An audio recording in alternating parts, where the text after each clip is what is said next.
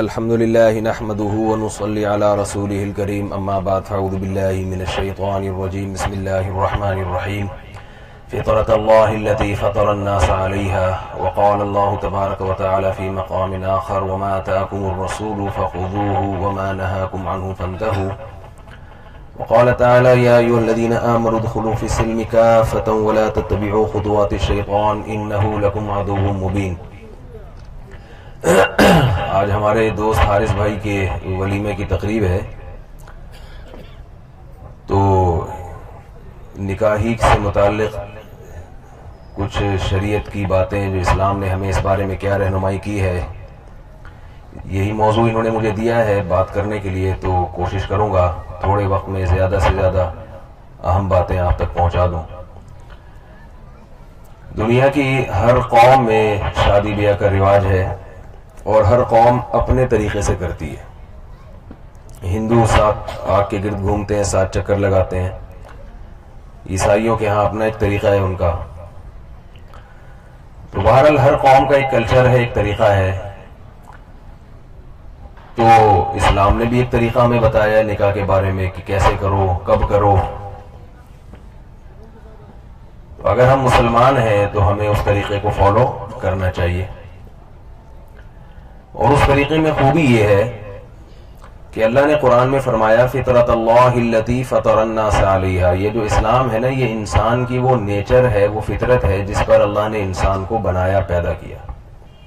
تو اب شریعت کا ہر حکم نیچر کے قریب ہوگا، یعنی فطرت کے قریب ہوگا۔ اچھا، میرے بیان میں اصول یہ ہے کہ مجھے چہرے کے ایکسپریشن جو ہے نا، آپ کے تاثرات سے اگر لگے کہ آپ میری بات سن رہے ہیں تو میں بات کروں گا، اگر مجھے ایسا محسوس ہو کہ میں جیسے ٹی وی کے کسی پروگرام میں آ رہا ہوں، آپ لوگ ایسے بیٹھ کے دیکھ رہے ہیں جیسے کوئی پروگرام دیکھ رہے ہیں، تو پھر مجھ سے بات ہوتی نہیں۔ تو بات تو دیکھیں، کھانا تو ٹائم پہ ملے گا، وہ تو 11:15 جو بھی ٹائم ہے۔ اب آپ کے پاس بیان سننے کے علاوہ کوئی آپشن ہے نہیں، سمجھ رہے ہیں نا؟ تو اب آپ کو سننا پڑے گا۔ تو اس لیے اگر آپ شوق و رغبت سے سنیں گے تو میں بھی ذرا کچھ اچھی باتیں آپ کے سامنے پیش کروں گا، ورنہ پھر مجھ سے بات ہوگی نہیں۔ تو کوئی غلط بات کروں آپ مجھے درمیان میں ٹوک دیں کہ مولوی صاحب اس بات سے ہم اتفاق نہیں کرتے آپ کی، صحیح بات کریں تو آپ تھوڑی سی گردن ہلا دیں کہ تھوڑا سا مجھے خوشی ہوگی، بھائی سمجھ میں آ رہا ہے۔ تو دیکھیں، ہم سب مسلمان ہیں، اور ایک بڑی خوبی اسلام میں کیا ہے، اللہ نے کیا فرمایا، فطرت اللہ التی فطر الناس علیہا، یہ وہ فطرت ہے، وہ نیچر ہے جس پر اللہ نے ہمیں پیدا کیا ہے۔ اس کے خلاف جب بھی چلیں گے تو اپنی فطرت سے لڑیں گے آپ۔ اس کی میں ایک چھوٹی سی مثال دیتا ہوں۔ گورے کیا کرتے ہیں، اپنے بوڑھے والدین کو اولڈ ہاؤس میں جمع کرا دیتے ہیں، ہم کیا کرتے ہیں، اپنے بوڑھے والدین کو گھر میں رکھتے ہیں۔ اب اگر اسلام ہمیں کہتا کہ اپنے بوڑھے والدین کی ٹینشن مت پالو، بوڑھے ہو جائیں تو ان کو عیدی سینٹر میں جمع کرا دو، تو یہ حکم ویسے تو بڑا مزیدار ہے دیکھنے میں، لیکن سلیم الطبع انسان پر، جو بھی نیچر کو فالو کرنے والے لوگ ہیں، اس پر یہ حکم بہت گرا گزرتا کہ یار میں اپنے باپ کو کیسے اولڈ ہاؤس میں جمع کراؤں، کیسے عیدی سینٹر میں جمع کراؤں۔ رشتہ داری جو ہے نا، رشتہ داری، اس سے محبت کرنا انسان کی فطرت ہے، نیچر ہے۔ بھائی ہے، بہن ہے، چچا ہے، بھتیجا ہے، یہ تبھی شریعت نے ہمیں رشتہ داری جوڑنے کا حکم دے دیا، توڑنے کی اجازت نہیں دی۔ اگر نیچر کے خلاف ہوتا نا اسلام، تو ہمیں کہتا کہ تنہا زندگی گزارو، سب کو ناراض کر کے رشتہ داری توڑو، یہ مشکل حکم ہو جاتا۔ تو نکاح کے موقع پر بھی اللہ، اس کے رسول صلی اللہ علیہ وسلم نے کچھ احکامات ہمیں دیے ہیں، جن میں سے اکثر احکامات کی ہم دھجیاں اڑا رہے ہیں، کیونکہ ہم راستہ متعین کرتے ہیں ماحول کو دیکھ کے، کلچر کو دیکھ کے، پبلک کو دیکھ کے کہ لوگ کیا کر رہے ہیں۔ میرے پڑوس کے ہاں کیسے شادی ہوئی تھی، اور اس والے پڑوس کے ہاں کیسے ہوئی تھی، ہمارے ماموں نے کیسے کی تھی، میرے چاچا نے کیسے کی تھی، میرے بڑے بھائی کی کیسے ہوئی۔ ہم یہ دیکھ کے راستہ متعین کرتے ہیں کہ مجھے کیسے کرنا ہے، جبکہ راستہ متعین کرنے کا یہ کوئی طریقہ نہیں۔ یہ تو عجیب سی بات ہے۔ ایک عیسائی سے میں نے پوچھا، گپ شپ تھی میری ان سے اچھی، تو میں نے ان سے کہا بھائی آپ اسلام کو فالو کیوں نہیں کرتے، اسلام کے مقابلے میں آپ کو عیسائیت میں کیا حسن نظر آتا ہے؟ تو انہوں نے کہا کہ اللہ تعالیٰ نے اگر میرے لیے عیسائی مذہب اچھا نہ ہوتا تو اللہ مجھے عیسائی گھر میں پیدا نہ کرتا، جب پیدا کیا تو اس کا مطلب ہے اللہ میرے لیے اسی مذہب کو پسند کرتا ہے۔ میں نے کہا اچھا، اس کا مطلب یہ ہوا کہ ہندو اگر ہندوؤں کے گھر میں پیدا ہو کے بتوں کی عبادت کر رہا ہے تو وہ بھی پھر آپ کی نظر میں صحیح ہونا چاہیے۔ میں نے کہا کوئی آدمی اگر چوروں کے گھر میں پیدا ہوا تو اس کے پاس جواز ہے کہ اللہ نے مجھے چوری سے بچانا تھا تو چور کے گھر میں پیدا کیوں کیا؟ ایسے تو جو بھی دنیا میں کسی مجرم کے گھر میں پیدا ہوگا اس کے لیے اس جرم کی اجازت مل جائے گی اس کو، اس کا تو کوئی بھی قائل نہیں ہے۔ تو مسئلہ یہ ہے کہ ہم جس ماحول میں پیدا ہوئے ہیں کچھ اچھی چیزیں ہمیں ماحول سے ملی ہیں اور کچھ بری چیزیں ملی ہیں، تو ہم اس اچھی اور بری کا فرق کیے بغیر ہر چیز میں ماحول کو فالو کر رہے ہیں جو کہ غلط ہے۔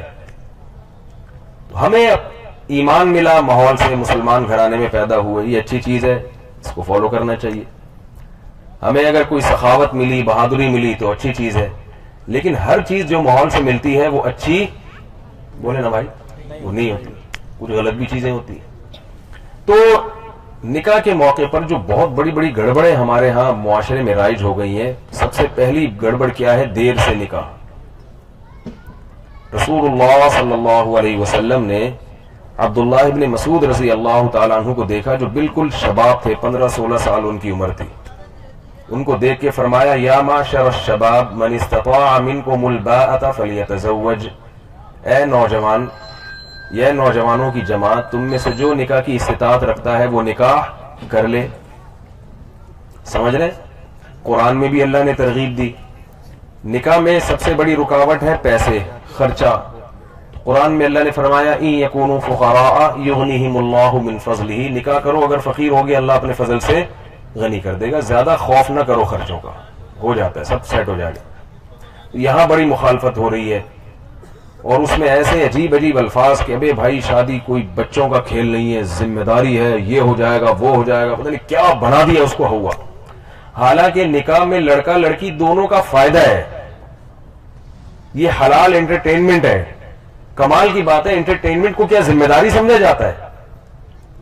بھئی یہ تو اللہ نے ایک جائز ذریعہ رکھا ہے، ایک حلال، اللہ نے مرد اور عورت کو ایک دوسرے کے لیے پیدا کیا۔ جب انسان بالغ ہوتا ہے تو اس کو چاہیے اپنی شریکہ حیات، اگر وہ نہیں ملے گی تو ادھر ادھر دوستیاں لگائے گا، تو اگر وہ اس کو ملے تو ذمہ داریاں جو آتی ہیں نا، تو وہی ذمہ داریاں مزیدار قسم کی ذمہ داریاں ہوتی ہیں۔ بالکل ایسے مثال ہے کہ آپ کھانا کھانا چھوڑ دیں کہ یار کھانا کھا کے بہت ذمہ داریاں سر پہ آتی ہیں، اس کو ہضم بھی کرنا پڑتا ہے بعض دفعہ، اور جناب قبض کا بھی خطرہ ہوتا ہے، پھر واش روم میں بھی بیٹھنا پڑتا ہے، کبھی کیا پتا کس وقت واش روم کا تقاضا ہو جائے، تو یہ انتہائی احمقانہ باتیں ہوں گی۔ بھائی یہ ہماری جسمانی ریکوائرمنٹ ہے کھانا کھانا، جب کوئی بہت بڑے بڑے فائدے حاصل ہوتے ہیں تو اس کے کچھ پینلٹیاں بھی لگتی ہیں اس پر، تو کھانا کھائیں گے تو ظاہر ہے کچھ ذمہ داریاں بھی ہیں اس کی، اس کو ہضم کرنا۔ اس چکر میں آدمی کیا ہوئے، اب جو میڈیا کیا ہے کہ وہ جو ہے نا لفاظی کے ذریعے صحیح کو غلط بنا دیتا ہے۔ کھانا کھانا کوئی آسان کام نہیں، کھانا کھانے پہ پیسہ خرچ ہوتا ہے، کھانا کھانے کے لیے پہلے ہوٹل جانا پڑتا ہے، وہاں سے خریدنا پڑتا ہے، بچوں کا کھیل ہے کیا یہ؟ تو جیسے ہمیں روٹی کی ضرورت ہے ایسے ہی مرد کو عورت کی اور عورت کو مرد کی ضرورت ہے۔ تو یہ فائدے، تبھی تو خوشی مناتے۔ اگر یہ حارث بھائی ابھی ٹینشن میں ہوتے تو یہ ولیمہ کرتے خوشی میں، کہتے یار اتنی ذمہ داریاں میرے سر پہ لگ گئی ہیں، مفتی صاحب میں بھاگ رہا ہوں یہاں سے۔ یہ تو بیٹھے ہوئے، ابھی آپ ان کو اگر بلا لینا 1 مہینے تک، پولیس بھی بھیجیں گے تو یہ آپ کی دعوت قبول نہیں کریں گے، کہیں گے بھائی ابھی میں کہیں نہیں جا سکتا۔ آپ ان کے گھر اگر پولیس بھیجیں گے حارث بھائی ہمیں آپ سے کام ہے، سیروزے کی جماعت میں چلنا ہے، کہیں گے بھائی 1 مہینہ تک تو میں نہیں جا سکتا۔ تو یہ خوشی کی بات ہے نا، ابھی آپ پولیس بھی بلوا لیں گے تو یہ نہیں جائیں گے کہیں بھی۔ تو پہلی بات کیا کرنا ہے بھائی، اس پہ بہت کچھ ہے کہنے کے لیے، میں مختصر بات سمیٹ رہا ہوں۔ جلد نکاح کو فروغ دینا ہے، اور اس کو ذمہ داری تو ہے، میں یہ نہیں کہہ رہا ذمہ داری نہیں ہے، لیکن اتنی بڑی ٹینشن نہیں ہے جتنی بنا لی ہے، فائدے بھی بہت ہیں، تبھی وہ ذمہ داریاں انسان اچھے طریقے سے ادا کرتا ہے۔ اگر کوتاہی ہے تو وہ تو کوتاہی 40 سال میں بھی نکاح ہوگا تو بھی جو غیر ذمہ دار ہے وہ غیر ذمہ داری رہے گا۔ دوسرا کام کیا کرنا ہے بھائی، نکاح کو بہت آسان بنایا جائے۔ ہمارے ہاں نکاح اتنا مشکل بنا لیا ہے، ایک تو نکاح کا پیغام بھیجنے کو کفر سمجھتے ہیں، اس کے لیے اتنی مشکلات ہیں کہ پیغام کیسے بھیجیں۔ اگر کوئی فون کر کے کہہ دے کہ میں آپ کی بچی سے نکاح کرنا چاہتا ہوں، یہ بہت ہی غلط حرکت کہ بھائی یہ کیسے کہہ دیا آپ نے۔ آپ کو چاہیے تھا پہلے لڑکے والے پہلے تو 6 مہینے استخارہ نکالتے ہو کہ ہم استخارہ، ایک تو یہ نکلے گا کہ ان کے گھر جائیں یا نہیں جائیں، کس طرح سے پیغام نکاح بھیجیں۔ پھر 6 مہینے استخارہ اس پر ہوگا کہ یہاں کرنی ہے کہ نہیں کرنی. پہلے 6 مہینے اس پر ہوگا کہ کرنی ہے نہیں کرنی, پھر کیسے کرنی ہے. اور پھر وہ اتنے صحابہ کرام کی اگر ہم سیرت کو لیتے ہیں کتنی آسانی سے وہ نکاح کا پیغام پیش کرتے تھے.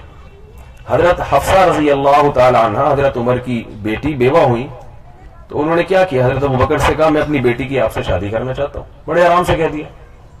یہ تو نہیں کہ ہم پوری پہلے وہ ایک ماحول بنا رہے ہیں, کہہ دیا بھائی آپ مجھے جانتے ہیں, میری بچی کو جانتے ہیں, میں نکاح کرنا چاہتا ہوں. حضرت ابوبکر نے جواب نہیں دیا کوئی.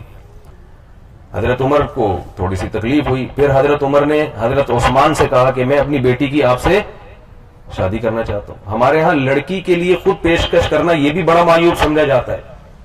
غیرت وہ اچھی ہے جو اللہ اس کے رسول نے بتائی ہے. جو اللہ اس کے رسول نے جو غیرت نہیں بتائی وہ غیرت نہیں ہے, وہ جہالت ہے. عرب لوگ اس خوف سے اپنی بیٹیوں کو زندہ دفن کرتے تھے کہ کہیں کسی کو داماد نہ بنانا پڑے, غیرت کے نام پہ یہ کام کرتے تھے. تو آپ بتائیں یہ غیرت تھی یا بے شرمی اور بے غیرتی تھی؟ یہ لیبل غیرت کا تھا مگر ظلم تھا. یہ تو بچیوں کو بٹھائے بٹھائے بوڑھا کر دیتے ہیں, مگر خود کوئی رشتہ پسند آتا ہے تو پیش کرنا غیرت کے خلاف سمجھتے ہیں. اور یہ بھی ایک مسئلہ ہے کہ اگر کوئی خود سے پیشکش کر دے تو لڑکا جو ہے نا وہ سمجھتا ہے کہ یہ کوئی خدا نہ خواستہ گھٹیا خاندان کے لوگ ہیں, یہ خود پیشکش کر رہے ہیں. وہ بھی اس کے بھی دماغ میں یہ بات بیٹھی ہوئی ہوتی ہے. انہوں نے اس کو عزت دے کے خود پیشکش کر دی تو بجائے اس کے کہ وہ شکریہ ادا کرے وہ سمجھتا ہے کہ ان میں کوئی عیب ہے جو, تو پورا ماحول جو ہے وہ الٹا چل رہا ہے. تو حضرت عمر نے حضرت عثمان سے کہا کہ بھئی میں آپ کی اپنی بیٹی آپ کو دینا چاہتا ہوں. حضرت عثمان نے بھی کوئی جواب نہیں دیا. چند دنوں میں رسول اللہ صلی اللہ علیہ وسلم نے نکاح کا پیغام بھیجا کہ حضرت عمر کو کہ میں آپ کی بیٹی سے نکاح کرنا چاہتا ہوں. حضرت عمر بہت خوش ہو گئے اور اپنی بیٹی نبی صلی اللہ علیہ وسلم کے نکاح میں دے دی. پھر حضرت ابو بکر ملے, انہوں نے فرمایا کہ میں نے اسی وجہ سے جواب نہیں دیا تھا کہ نبی صلی اللہ علیہ وسلم نے مجھ سے تذکرہ کیا تھا تمہاری بیٹی کا, تو میں یہ بھی نہیں چاہتا تھا کہ نبی کے راز کو فاش کر دوں, اور میں انکار بھی نہیں کر رہا تھا. انکار اس لیے نہیں کر رہا تھا کہ کنفرم نہیں ہے, ہو سکتا ہے وہاں نہ ہو تو میں پھر اوکے کر دوں گا. تو کہاں گئے وہ استخارے ان کے جو آج جو استخارے جس قسم کے نکالے جاتے ہیں کہ خواب آئے گا, نیلا آ گیا تو نہیں کرو, پیلا آ گیا تو کر لو, گرین آ گیا تو. یاد رکھیں استخارے میں نکلتا کچھ بھی نہیں ہے. استخارہ ایک دعا ہے کہ اللہ بہتر ہے تو مقدر کر دے, بہتر نہیں ہے تو مقدر نہ کرے. استخارے کے بعد انتظار نہیں کرنا ہے, کوئی سگنل نہیں ملے گا آپ کو. اگر سگنل مل رہا ہے تو اس سگنل کی نسبت اللہ کی طرف نہیں ہوگی, آپ کے دماغ کا اپنا تخیل ہو سکتا ہے. وہ جب کسی چیز کا کرنے کا دل چاہتا ہے نا تو خود بخود اچھے اچھے خواب آتے ہیں, اور کسی چیز کا دل نہیں چاہ رہا تو خود بخود ڈرانے خواب آتے ہیں. کرنا کیا ہے؟ جو مشورے کی اہمیت شریعت میں استخارے سے زیادہ ہے. مشورے پر پوری سورت نازل ہوئی ہے جس کا نام سورہ شورا رکھا گیا ہے. وَأَمْرُهُمْ شُورَىٰ بَيْنَهُمْ, فرمایا ان کے باہمی امور مشوروں سے طے ہوتے ہیں. وَشَاوِرْهُمْ فِي الْأَمْرِ, غزوہ احد میں رسول اللہ صلی اللہ علیہ وسلم نے صحابہ سے مشورہ لیا کہ مدینہ کے اندر رہ کے لڑنا ہے یا مدینہ کے باہر جا کے لڑنا ہے. مشورے میں طے ہوا, آپ کی اپنی رائے یہ تھی کہ اندر رہ کے لڑتے ہیں کیونکہ ہم کمزور ہیں, دفاع نہیں کر سکتے, دشمن بہت طاقتور ہے, باہر آئیں گے تو بالکل سامنے آ جائیں گے, ترنے والا بن جائیں گے. آپ صلی اللہ علیہ وسلم کی اپنی رائے تھی کہ مدینہ کے اندر رہ کے لڑا جائے, لیکن صحابہ کا مشورہ کیا تھا؟ باہر جا کے لڑا جائے. تو آپ نے یہ کی رائے بھی یہی بن گئی کہ جب یہ مشورہ دے رہے ہیں تو اسی میں خیر ہے, باہر جا کے لڑتے ہیں. باہر جا کے لڑے اور شکست ہو گئی, 70 صحابہ شہید ہو گئے. تو قرآن میں کیا حکم نازل ہوا؟ وَشَاوِرْهُمْ فِي الْأَمْرِ, نقصان ہوا مشورے کا مگر آئندہ بھی مشورے سے ہی کام کرنا ہے. نفع نقصان کس کے ہاتھ میں ہے؟ اللہ کے ہاتھ میں. کوئی بات نہیں, پھر بھی مشورہ کرنا ہے. فَإِذَا عَزَمْتَ فَتَوَكَّلْ عَلَى اللَّهِ, مشورے کے بعد جب ایک رائے بن جائے تو کیا استخارہ کرنا ہے کہ پھر استخارے میں دیکھو کیا آ رہا ہے, اگر آ رہا ہے کہ مشورہ صحیح ہوا تو کر لو, مشورہ غلط ہوا تو نہ.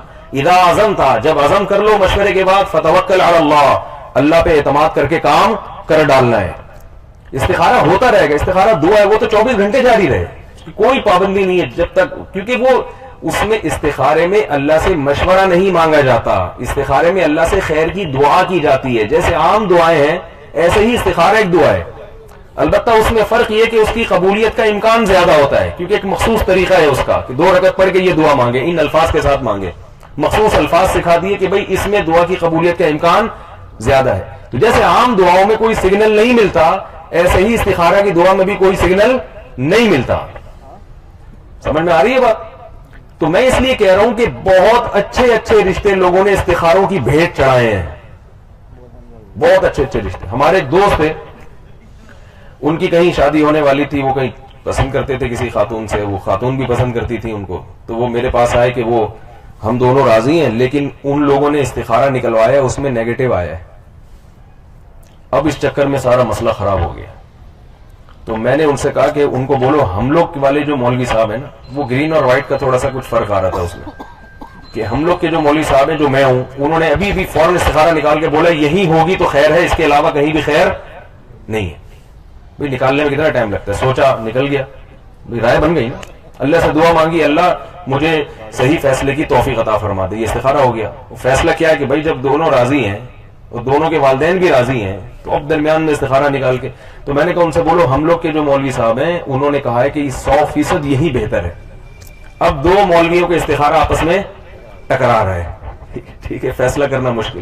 تو میں نے اتنے مضبوط لہجے میں ان کو کہا کہ میرا استخارہ ہے کہ یہی ہوگی تو فائدہ ہوگا، اس کے علاوہ ان کا تو استخارہ ہی تھا یہاں نہ کرو، میرا استخارہ ہے صرف یہی ہو سکتی ہے، اس کے علاوہ کہیں بھی یہ فائدہ نہیں رہے گا. تو بالآخر ان کی الحمدللہ شادی ہو گئی، ان کے 2-3 بچے ہیں، بڑی ہنسی خوشی زندگی گزار رہے ہیں. تو میں کہتا تھا یہ میرے استخارے کی برکت ہے، یہ جو بچے گھوم رہے ہیں یہاں پہ. تو کہاں نبی کو جب رشتہ پیش کیا حضرت صفیہ کا، آپ نے فرمایا کہ ہارون علیہ السلام کی بیٹی، آپ نے فرمایا ٹھیک ہے، پیغمبر کی بیٹی ہے، ٹھیک ہے، فوراً نکاح کیا آپ نے. تو اول تو ویسے ہی نکاح نہیں ہو رہے، پھر اوپر سے استخاروں کی بھیٹ چڑھا دیتے ہیں ان کو. تو یہ استخارہ کی میں منکر نہیں ہوں، لیکن وہ استخارہ جو قرآن و سنت سے ثابت ہے وہ کرنا چاہیے، وہ اس کی فضائل بھی ہیں. تو دوسرا کام ہم نے کیا کرنا ہے کہ نکاح کا پیغام بھیجنے کو معیوب نہیں سمجھنا چاہیے. چاہے وہ لڑکی کے والد کسی کو پیشکش کر دیں، صحابہ میں اس کا بہت رواج تھا، چاہے وہ لڑکا پیش کر دے یا لڑکے کے والد پیش کر دیں، تو یہ کوئی معیوب حرکت نہیں. تیسرا کام جو ہمیں شریعت نے ہمیں کہا ہے، میں اس پہ ایک اور مثال دیتا ہوں. صحیح بخاری کی حدیث ہے، حدیث میں آتا ہے کہ رسول اللہ صلی اللہ علیہ وسلم ایک محفل میں بیٹھے ہوئے، ایک خاتون آئیں، عرض کیا یا رسول اللہ میں آپ سے نکاح کرنا چاہتی ہوں. کتنی آزادی تھی، آپ دیکھیں بھری محفل میں نبی کو نکاح کا پیغام دے رہی ہیں خاتون، اور کتنی یعنی پاکیزہ مجلس ہوگی. آپ صلی اللہ علیہ وسلم نے یہ نہیں فرمایا نکل جائے یہاں سے. کوئی طریقہ ہے؟ یہ کوئی طریقہ ہے آ کے سے جناب وہ پیغام دینا چاہیے ٹھیک ہے بعد میں بات کریں گے اس موضوع پر؟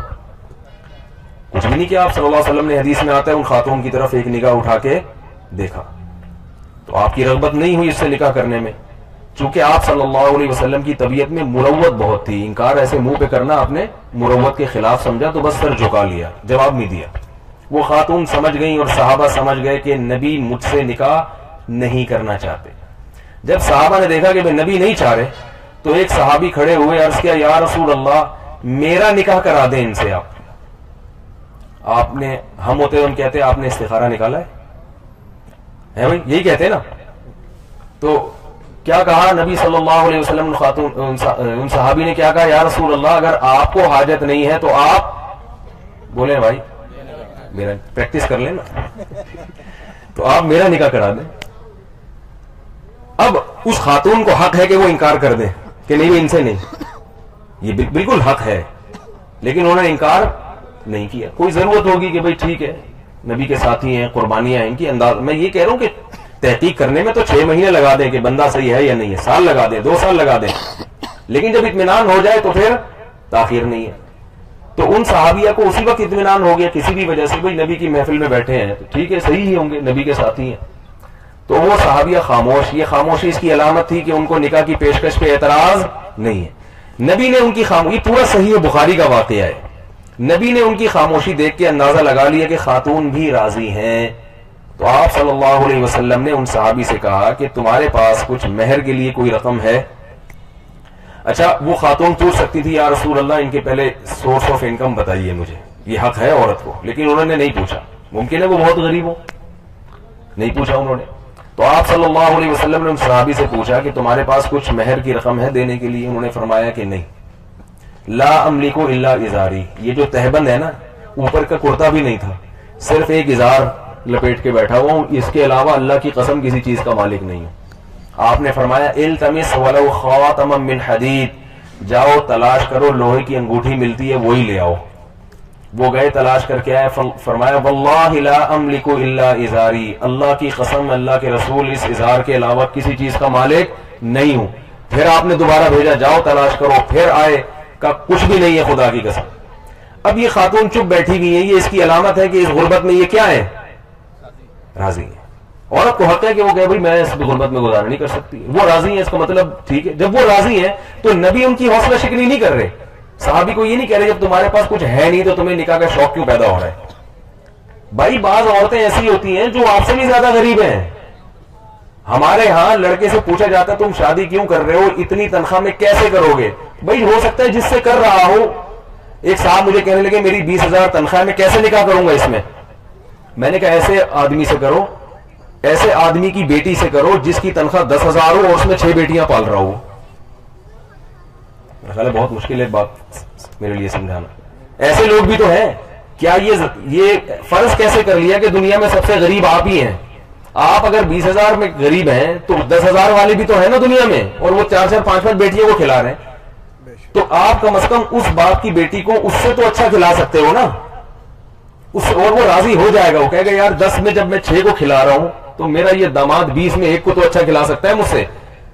ان صحابیہ کی بھی یہی کیفیت ہوگی کہ وہ ممکن ہے بیچاری کہیں کہ چلو کچھ بھی نہیں ہے لیکن کچھ کمانے والا بندہ تو مل جائے گا نا مجھے.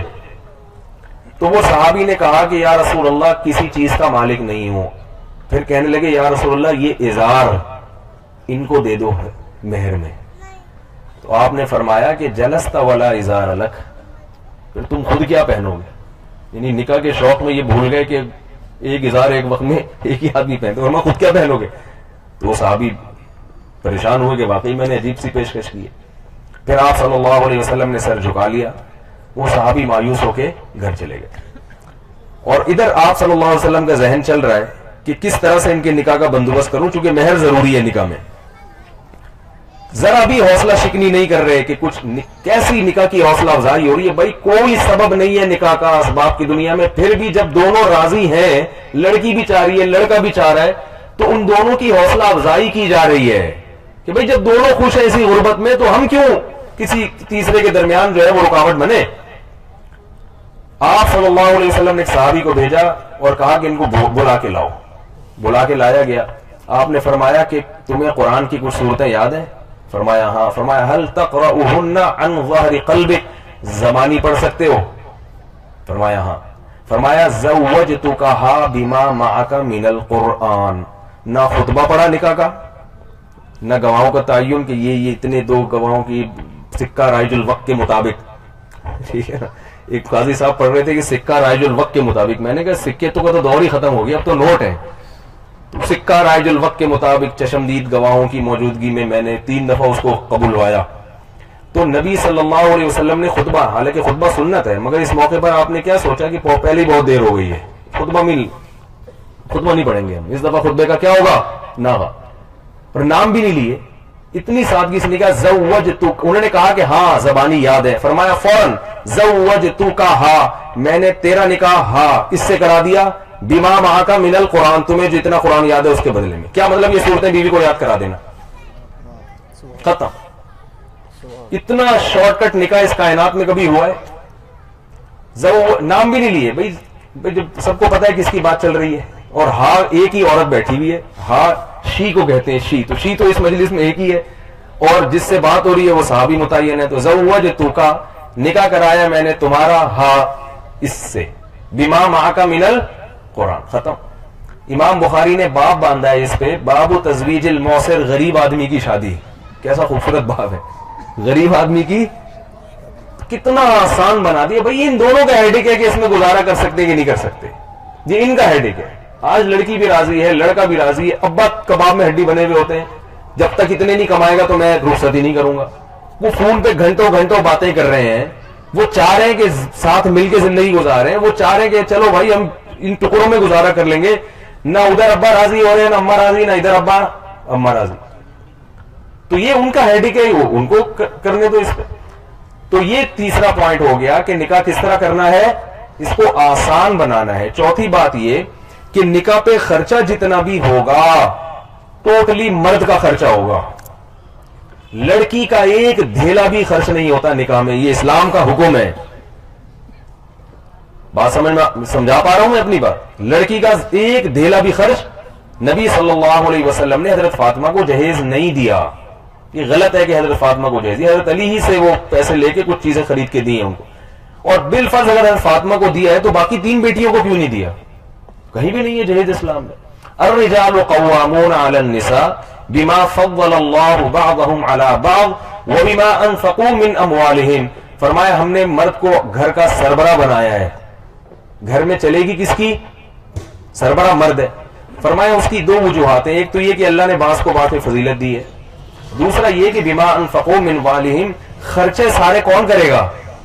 مرد کرے گا. عورت کو کھلانا، اس کو گھر مہیا کرنا، نان نفقہ، اس کے بیٹھنے کے لیے صوفوں کا انتظام، بستر کا انتظام، گھر میں پلیٹوں کا انتظام، ڈنر سیٹ، جو کچھ بھی ہے یہ انتظام کس کے ذمہ ہے؟ مہر کس کے ذمہ ہوتا ہے؟ ولیمہ. بارات کا لفظ آپ کو کہیں عربی لغت میں نہیں ملے گا. یعنی عرب کے جاہلوں میں بھی یہ رسم نہیں تھی. لغت میں ڈکشنری میں آپ دیکھیں نا بارات کو عربی میں کیا کہتے ہیں؟ کچھ بھی نہیں ہے، کوئی ہے ہی نہیں. حالانکہ عربی اتنی فصیح و بلیغ زبان. تو نہ بارات ملے گی نہ بارات کا کھانا. لوگ مجھ سے پوچھتے ہیں کہ جب بارات کا کھانا اسلام میں نہیں ہے تو اتنے مہمانوں کو بھوکا بھیج دیں. تو بھائی اتنے مہمان ہی نہیں ہیں. ان سب مہمانوں کو جو جنہوں نے نکاح پہ آنا ہے وہ چند ایک لوگ آ جائیں، باقی سب کو کہہ دیں کہ کل حارث بھائی کے ہاں آپ لوگ پہنچ جائیے گا. جو آپ کے بھی لڑکی والوں کے بھی مہمان ہیں ان کو بھی کہاں بھیجنا ہے؟ دولہا کے ہاں. کہ بھائی کھانا وہاں ہوگا لڑکے والوں نے کیا ہے، ہمارا کھانا بھی وہی کریں گے اور ان کا اپنا کھانا بھی وہی کریں گے. یہاں تو یہ ڈر ہے کہ اگر ایسا کریں گے تو تیل کے کنووں کے مالک ہوتے ہیں، کروڑ ارب پتی عرب ہوتے ہیں، مگر بیٹی کی شادی پہ کچھ نہیں کھلاتے، رسم ہی نہیں ہے. یہ بارات کا کھانا آپ کو وہاں ملے گا جو قومیں ہندوؤں کے ساتھ رہی ہیں یا جن پر انگریزوں نے حکومت کی ہے. جہاں یہ نہیں ہے نا، اسلام کا اپنا کلچر ہے، وہاں آپ کو بارات کا تصور ملے گا ہی نہیں. تو بارات ہی نہیں ہے، چند لوگ آئیں نکاح کریں اور پھر وہ رخصتی کر کے لے جائیں اگلے دن وہ. تو ولیمے کا لفظ ہے. اور آپ صلی اللہ علیہ وسلم نے کبھی ولیمہ ترک نہیں کیا. صحابہ کو بہت تاکید کی، فرمایا اولم ولو بشاتن، کیونکہ دین فطرت ہے نا، نکاح ہے تو کچھ تو پتہ چلے نا نکاح ہوا ہے. تو فرمایا لڑکا کھلائے گا نا کھانا. صحابہ کو حکم دیا کہ نکاح کرو، اگرچہ ایک بکرا کاٹنا پڑے، ایک بکری ذبح کرنی پڑے، کرو ضرور، چھوڑو نہیں اس کو. اور اپنے نکاح میں آپ نے ولیمے کا اہتمام کیا. ایک دفعہ سفر میں تھے، سفر میں آپ کو بتایا کہ ہارون علیہ السلام کی اولاد میں ہیں، آپ ان سے نکاح کر لیں. تو آپ صلی اللہ علیہ وسلم نے یہ نکاح بھی، تو ہم جنگ کے جہاد کے سفر میں تھے، خون خرابہ ہوا ہے، تھکے ہیں، ابھی گھر جا کے اس میٹر پہ غور کریں گے، کیونکہ نکاح کوئی بچوں کا کھیل نہیں ہے، بہت بڑی ذمہ داری ہے، بہت بڑی ٹینشن ہے. ابھی ایسی باتیں نہ کرو کم از کم. ابھی دیکھو اتنے یہودی قتل ہوئے ہیں، اتنی مردوں کو غلام بنایا گیا، مال غنیمت، اور وہیں نکاح ہوا ہے. وہیں ایسے میدان جہاد کے سفر میں بھی آپ نے یہ نہیں کہا کہ گھر جا کے نکاح کریں گے، وہیں نکاح ہوا. پھر یہ بھی نہیں کہ اب رخصتی 6 مہینے کے بعد ہوگی. بھائی جب رات آئے گی سفر میں چلتے چلتے تو جہاں پڑاؤ ہوگا وہیں خیمہ لگے گا، وہیں کیا ہوگی؟ رخصتی بھی ہوگی. تو راستے میں میدان جہاد کے سفر سے آ رہے ہیں، صحابہ نے آپ کے لیے خیمہ لگایا اور آپ کی دلہن کو وہاں خواتین نے باقاعدہ سجایا اور دلہن کا جوڑا پہنایا، رخصتی ہوئی. رات کو آپ صلی اللہ علیہ وسلم کی اپنی دلہن کے ساتھ رخصتی ہو گئی. صبح حضرت عائشہ پوچھ رہی ہیں کہ آپ نے اپنی دلہن کو کیسا پایا. تو یہ ساری کام راستے میں ہی ہو رہے ہیں، ٹھیک ہے نا، جتنے بھی ہو. پھر اگلے دن ولیمہ. اب مسافر کے پاس کہاں پیسے ہوتے ہیں، تو آپ صلی اللہ علیہ وسلم نے کہا کہ ولیمہ تو ترک نہیں کرنا، کیونکہ ولیمہ پیغمبروں کی سنت ہے. اور یہ اتنی تاکید اس لیے ہے تاکہ دولہا کو یہ احساس دلایا جائے کہ تم نے کام غلط نہیں کیا، کیونکہ کھانا ایسے اچھے کاموں پہ کھلایا جاتا ہے. دولہا کو یہ احساس دلانا کہ بھائی یہ کام غلط نہیں ہوا ہے، بہت اچھا کام کیا تم نے، زندگی میں پہلی دفعہ کوئی بہت اچھا کام کیا ہے، ٹھیک ہے نا، تو اب اس پہ کھانا ہونا چاہیے. تو اس لیے ولیمے کی بہت تاکید ہے. تبھی پیغمبروں نے کبھی ولیمہ ترک نہیں کیا. تو آپ صلی اللہ علیہ وسلم نے صحابہ کو جمع کیا کہ بھئی اب ولیمہ کرنا ہے تو اب سب مل کے ہی ولیمہ کریں گے. بھئی تو ایک دسترخوان پہ جس کے پاس جو بھی اچھی چیز ہے وہ لے آئے. کوئی پنیر لے کے آ رہے ہیں، کوئی گھی لے کے آ رہے ہیں، کوئی کھجور کا حلوہ لے کے آ رہے ہیں، سب نے جمع ہو کے کھا لیا. تو سارے کام، کیونکہ بڑے بڑے کام کرنے ہیں نا، ان میں ٹائم تھوڑی ضائع کرنا ہے. تو خرچہ کس کا ہوگا؟ ولیمہ کس کے ذمہ ہے؟ شوہر کے. مہر کس کے ذمہ ہے؟ شوہر کے. مہر تو مؤجل ہوتا ہے، وہ ان طلب پتہ نہیں کب دیا جائے گا کہ نہیں دیا جائے گا. اور جہیز مہر سے دگنا وہ نکاح سے پہلے پہنچ جاتا ہے. مہر میں معافی کا بھی امکان ہے کہ معاف ہو جائے, جہیز میں معافی کا بھی آپشن, بولے بھائی, کیونکہ وہ تو قبضہ دے دیا جاتا ہے اس کا, اور اس کو معاف کر کے وہ کرے گا بھی کیا؟ اگر کہہ دے نا میں نے معاف کر دیا جہیز, تو وہ کہے گی میں یہ سامان اٹھا کے کہاں لے کے جاؤں, اتنے صوفے, اتنے پلنگ, اتنی الماریاں کہاں لے کے جاؤں؟ تو یہ خالصتاً ہندوانہ رسم ہے جہیز کی, اس کو ختم کر دینا چاہیے. تو یہ ساری چیزیں جو ہے نا ہمارے معاشرے میں, بارات کا کھانا, جہیز کا کھانا, یہ سب چیزیں غیر مسلموں سے آئی ہیں, ہمیں اس کا بائیکاٹ کرنا چاہیے. اور ہمارے پاس رسول اللہ صلی اللہ علیہ وسلم کی سیرت ہے. ایک بوڑھا آدمی میرے پاس آیا, رو رہا تھا کہ میری 6 بیٹیاں ہیں اور ہر بیٹی پہ اگر میں 1 لاکھ روپے بھی کم از کم خرچ کرتا ہوں تو 6 لاکھ کا خرچہ ہے شادی پر. مجھے کہہ رہا خدا کی قسم مولوی صاحب میں مر جاؤں گا, میری حالت ایسی ہو گئی ہے, میں کیا کروں, میرے پاس نہیں ہے پیسے. کہہ رہے میں نے اپنے گھر پہ برائے فروخت کی تختی لٹکا دی ہے, گھر بیچ کے میں ان کے بارات کے کھانے کا انتظام کروں. کتنا بڑا عذاب ہے. آپ کہہ سکتے ہیں یہ ٹینشن تو لڑکے کو بھی ہو سکتی ہے. بھئی جس باپ کے 6 بیٹے ہیں, جب ہم نے سارا خرچہ بیٹوں پہ ڈال دیا, تو جس باپ کی 6 بیٹی ہیں اب اس کو تو ٹینشن نہیں ہوگی, لیکن جس کے 6 بیٹے ہیں اس کو تو ٹینشن ہوگی نا کہ یار ان کے اتنا خرچہ. تو بھائی اس کو ٹینشن نہیں ہوگی, کیونکہ وہ خرچہ اللہ نے لڑکوں کے باپ پہ نہیں ڈالا, وہ کس پہ ڈالا ہے؟ وہ لڑکوں پہ ڈالا ہے. بیٹا بالغ ہو کے جب ابا سے کہے گا ابا میں نے شادی کرنی ہے, تو ابا کہیں گے پیسے ہیں تو کر لے, ورنہ چپ کر کے آرام سے بیٹھا رہے. ٹھیک ہے, سمجھ رہے ہیں جو میں کہنا چاہ رہا ہوں؟ بھائی باپ پہ تھوڑی سی ضروری ہے کہ وہ بیٹے کی شادی پہ خرچ کرے, تو اچھا ثواب ہے, لیکن ذمہ داری نہیں ہے. تو وہ کہے گا بیٹا تیرے ہاتھ پاؤں ہیں, تو کما, جتنا اچھا کمائے گا اتنا اچھا تجھے رشتہ مل جائے گا. تو اگر مہر دے سکتا ہے, گھر میں سامان لے کے ڈال سکتا ہے, الگ گھر کا انتظام. میری 2-3 بیٹیاں ہیں, ان کی شادی کے لیے دعا کی درخواست ہے کہ اچھے رشتے ہو جائیں اور نکاح ہو جائے. تو انہوں نے فرمایا کہ میں نے پہلی دفعہ کہیں یہ دیکھا ہے کہ کسی نے بیٹی کے لیے پریشانی کا اظہار کیا. وہ بڑے حیران ہو رہے تھے کہ بیٹے ہیں تو پریشان ہونا سمجھ میں آتا ہے, بیٹیوں کے لیے کیا پریشانی ہے, اس کا کیا مسئلہ ہے آپ کا؟ چونکہ وہ اس ماحول سے واقف تھے. اب تو وہاں بھی بے حیائی پھیل گئی ہے شام میں اور ان علاقوں میں, تو وہاں بھی ایسے حالات نہیں ہیں, لیکن ان کے دور میں وہ بڑے حیران ہو رہے تھے کہ یہ کیسے ہو سکتا ہے کہ مسلم معاشرے میں بیٹیاں بوجھ بن جائیں باپ کے اوپر. تو ہمیں اللہ نے جو دین دیا ہے وہ دین فطرت ہے, ہمیں اسی کی رعایت کرنی چاہیے, نکاح کو آسان بنانا چاہیے اور ان فضول رسومات سے پرہیز کرنا چاہیے. اسی میں ہماری خیر ہے اور اسی سے نکاح آسان ہوگا, اسی سے جب معاشرے میں خیر بھلائیاں پھیلے گی. نکاح کی تو بہت برکتیں ہیں, وہ ساری برکتیں. باپ کو یہ ڈر ہوتا ہے میں نے اپنے بیٹے کی جلدی شادی کر دی تو اس کی آمدن ڈیوائیڈ ہو جائے گی. تو کچھ نہیں ہوتا بھائی, آپ اس کی اولاد آپ کی اولاد ہوگی نا. اللہ نے قرآن مجید میں جہاں اولاد کا ذکر کیا نا, تو پوتے نواسوں کا بھی ذکر کیا ہے. اللہ نے فرمایا هو الذی جعل لکم من انفسکم ازواجا, اللہ نے تمہارے جنس کے جوڑے پیدا کیے, اور فرمایا وجعل لکم من ازواجکم بنینا وحفدا, تمہیں بیٹے بھی دیے پوتے بھی دیے. تو پتہ یہ چلا کہ پوتا بھی اللہ کی بہت بڑی نعمت ہے. اور پوتے میں جو 2 فائدے ایسے ہیں جو باپ بننے میں نہیں, دادا بننے میں کچھ فائدے ایسے ہیں جو باپ بننے میں. اچھا, تو باپ بننے میں کچھ نقصانات ہیں, کچھ فائدے تو اس میں بھی ہیں, لیکن دادا بننے میں فائدے ہی فائدے. دادے کی جو پوتا ہے نا وہ دادے کی اولاد ہوتی ہے, اس کو آنکھوں کی ٹھنڈک ہوتی ہے, اور جہاں کوئی مسئلہ آیا فوراً پکڑا دو. میں نے دیکھا دادا بچے کو پوتے کو لے کے پیار کر رہے ہوتے ہیں, جہاں اس نے پیشاب کیا ابا کو پکڑا دیا, لے بھائی اس کو لے جائے یہاں سے. ٹھیک ہے نا, تو ذمہ داری ساری کس کی ہے؟ باپ کی ہے. مزے سارے کون اٹھاتا ہے؟ دادا. اور جوانی میں یہ میرے کان میں کہہ گئے کہ 10 منٹ بعد اور کھینچیں, اب یہ سیاسی بیان ہوگا. اب تک جو میں کر رہا تھا وہ اخلاص اور للہیت سے جو نظریہ سمجھانے کے لیے, اب چونکہ کھانا لیٹ ہو رہا ہے تو اب مجھے 10 منٹ بعد مزید کھینچنی ہے. ٹھیک ہے, تو کوشش کریں اب اسی اخلاص سے اسی ٹون میں بات ہو جائے جس ٹون میں اب تک کرتا رہا ہوں. تو وہ جو ہے کیا نام ہے, جوانی میں دادا بننے کا اپنا مزہ ہے. اکثر میں ایک بیان میں ایک واقعہ سناتا ہوں. میں پہلے نیو کراچی میں امام تھا مسجد میں, تو وہاں ایک بوڑھے میاں تھے, 80 سال ان کی عمر تھی. سردیوں میں نا وہ کرسی باہر نکال کے دھوپ میں بیٹھ جاتے تھے. میں جب بھی قریب سے گزرتا تو وہ مجھے بتاتے امام صاحب ادھر آؤ, ادھر بیٹھو, کرسی ساتھ رکھی ہوتی ادھر بیٹھو. اب بیچاروں کے اکرام میں بیٹھ جاتا, تو جو نظر آتا اس کو بلاتے ادھر آ بھائی امام صاحب کے لیے جا دودھ پتی لے کر آ. پھر دوسرے ادھر آ بھائی جا گنے کا جوس لے کر آ ان کے لیے.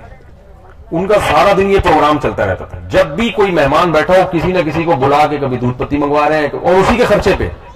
کبھی گنے کا جوس منگوا رہے ہیں، کبھی یہ منگوا رہے ہیں، کبھی مجھے شرم آنے لگی. میں نے کہا میں تو مروت میں پی رہا ہوں، لیکن یہ محلے والے بولیں گے یار یہ امام صاحب کو فری میں مل گئے ہیں بزرگ اور پورے محلے کا خرچہ کرا رہے ہیں. مجھے شرم آتی تھی کہ بھئی آپ میری خاطر اتنا زیادہ ان کو فورس کر رہے ہیں اور ان سے پیسے بھی نہیں لے رہے انہی کے خرچے پہ، تو مجھے اچھا نہیں لگتا یہ. تو آپ کیوں محلے والے سے خدمت لیتے ہیں؟ انہوں نے کہا یہ محلے والے نہیں ہیں، یہ سارے میرے بیٹے پوتے نواسے ہیں سارے. یہ سارے کون ہیں؟ کیا میں نے جلدی شادی کی اور اپنے بچوں کی بھی جلدی شادی کی ہے. اس کا نتیجہ یہ نکلا کہ الحمدللہ میری اولاد بھی بہت اور میرے پوتے نواسے بھی بہت ہیں ماشاءاللہ. تو سارے جوان ہوتے گئے ہیں تو ان کو خدمت کا موقع ہی نہیں ملتا. تو خوشی خوشی کرتے ہیں کہ چلو آج دادا کو ہم اپنے خرچے پہ، دادا اور دادا کے مہمان کو ہم اپنے خرچے پہ چائے پلا دیں، ٹھیک ہے نا. تو یہ تو خوشی خوشی کرتے ہیں. پھر مجھے کہنے لگے امام صاحب مروں گا تو میرے پیچھے رونے والے بہت ہیں. اب ان کا انتقال ہو گیا، اللہ ان کی مغفرت فرمائے. تو ایسے بیٹھے رہتے تھے مزے سے. تو جوانی میں دادا بن جائیں اور کیا چاہیے بھائی. تو اللہ اس کے رسول صلی اللہ علیہ وسلم نے ترغیبات دی ہیں. اس کو بوجھ نہ سمجھے نکاح کو، یہ اللہ تعالیٰ کی رحمت ہے، اللہ کی نعمت ہے. اس سے خاندان آباد ہوتے ہیں، رشتہ داریاں بنتی ہیں. اور اللہ نے فرمایا لا تدرون ایہم اقرب لکم نفعا، تمہیں اولاد ملتی ہے اور تمہیں علم نہیں کہ تمہاری اولاد میں کون سا تمہارے لیے قیامت کے دن کام کا نکلا ہے، کون سا کام کا نکلا ہے. امام ابن قیم رحمہ اللہ نے ایک بڑی زبردست بات لکھی ہے. انہوں نے فرمایا کہ بعض دفعہ نکاح کے نتیجے میں امام شافعی اور احمد ابن حنبل جیسے لوگ پیدا ہوئے ہیں. اگر ان کے والدین نکاح نہ کرتے تو اتنی بڑی بڑی ہستیاں پیدا نہ ہوتی، اتنی بڑی بڑی ہستیاں پیدا نہ ہوتی. تو اس میں اللہ نے خیر رکھی ہے. اللہ تعالیٰ مجھے بھی ان باتوں پر عمل کی توفیق عطا فرمائے، معاشرے میں رائج کرنے کی، اور آپ حضرات کو بھی. اور ہمیں بس یہ فیصلہ کرنا ہے کہ ہم ہیں کدھر. علامہ اقبال کا شعر ہے نا، سراسر دورنگی چھوڑ دے یک رنگ ہو جا، سراسر موم یا پھر سنگ ہو جا. یا تو ادھر ہو جائیں. اگر ہم سمجھتے ہیں کہ نہیں انہی کا نظام صحیح ہے تو بھائی ان کے نظام میں تو پھر نکاح ہی نہیں ہے. پھر یہ بارات اور ولیمہ یہ تو وہ انگریز کہتا ہے یہ فالتو ٹینشن کی باتیں تم لوگوں نے پالی ہوئی ہیں. ان کے ہاں تو بس وہ گرل فرینڈ کا سسٹم چل رہا ہے. وہ بڑھاپے میں جا کے 40 سال کی عمر میں 45-50 سال میں نکاح کرتے ہیں وہ. تو ہم ایسے نہیں ہیں. ہمیں اللہ اس کے رسول کو فالو کرنا چاہیے. اللہ تعالیٰ سمجھنے کی عمل کی توفیق عطا فرمائے. آمین. دعا کر لے تعالیٰ جو کچھ کہا. الحمدللہ رب العالمین والعاقبۃ للمتقین والصلاۃ والسلام علی رسولہ الکریم وعلی آلہ وصحبہ اجمعین. اے اللہ یہ جو نکاح ہوا ہے تو اس کو اپنے دربار میں قبول فرما. اے اللہ زوجین کو تا حیات محبت الفت کے ساتھ زندگی گزارنے کی توفیق عطا فرما. اے اللہ ان دونوں کو آپس کے اختلاف و انتشار سے، شیطان کے ہر قسم کے شر سے، غلط فہمیوں سے ہمیشہ کے لیے محفوظ فرما. اے اللہ اس نکاح کو ان دونوں خاندانوں میں جوڑ کا ذریعہ بنا، دونوں خاندانوں میں محبت الفت کا ذریعہ بنا. اس نکاح کی برکتیں ان دونوں خاندانوں کو بھرپور طریقے سے، کامل طریقے سے عطا فرما. اے اللہ ہم میں جو بیمار ہیں ان کو شفا عطا فرما، جو قرضوں کی تنگی میں جکڑے ہوئے ہیں ان کو قرضوں کی مصیبت سے نجات عطا فرما. اے اللہ جس مسلمان کی جو جائز مراد ہو اے اللہ اس کی مراد کو پورا فرما. اے اللہ ہمارے گھروں میں جو بچیاں رشتوں کے لیے پریشان ہیں، جو بچے لڑکے رشتوں کے لیے پریشان ہیں، اللہ ان کی ان پریشانیوں کو دور فرما. ان کے لیے اللہ اچھے رشتوں کا انتظام فرما. اے اللہ ہمیں ہر معاملے میں اپنے حبیب صلی اللہ علیہ وسلم کے طریقے کی اتباع کی توفیق نصیب فرما. اے اللہ اس معاشرے میں ہمیں ثابت قدم رہنے کی توفیق نصیب فرما. اے اللہ مسلمان جہاں کہیں کمزور ہیں، مظلوم ہیں، اے اللہ تو اپنے فضل سے ان کی مدد فرما. جو لوگ بھی تیرے دین کی خاطر ہے اللہ تیرے دین کی مدد اور نصرت کے لیے کوشاں ہیں، اللہ تو ان کی کوششوں کو قبول فرما اور اللہ ان کی کوششوں میں برکت ڈال. اللہم انا نسألک من خیر ما سألک منہ نبیک محمد صلی اللہ علیہ وسلم ونعوذ بک من شر ما استعاذک منہ نبیک محمد صلی اللہ علیہ وسلم. انت المستعان وعلیک البلاغ ولا حول ولا قوة الا باللہ. صلی اللہ تعالی علی خیر خلقہ محمد وعلى آلہ وصحبہ اجمعین برحمتک یا ارحم الراحمین. جزاک اللہ خیر.